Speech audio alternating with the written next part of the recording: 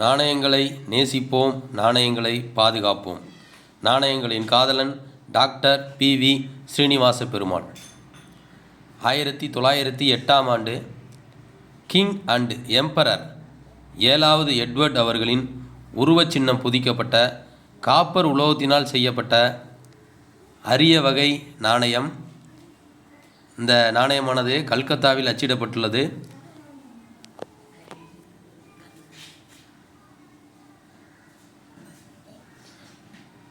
இது 17.40 முதல் 17.50 டயாமீட்டர் அளவும் 2.16 கிராம் எடையும் கொண்ட நாணயம். இந்த நாணயத்தின் பின்புறம் 1 குவார்ட்டர் அண்ணா மதிப்பிலான கொடுக்கப்பட்டுள்ளது. இந்தியா 1908 என்று அச்சிடப்பட்டுள்ளது. 1 குவார்ட்டர் அண்ணா மதிப்பு. எட்வர்ட் அவர்களின் உருவச்சின்னம்.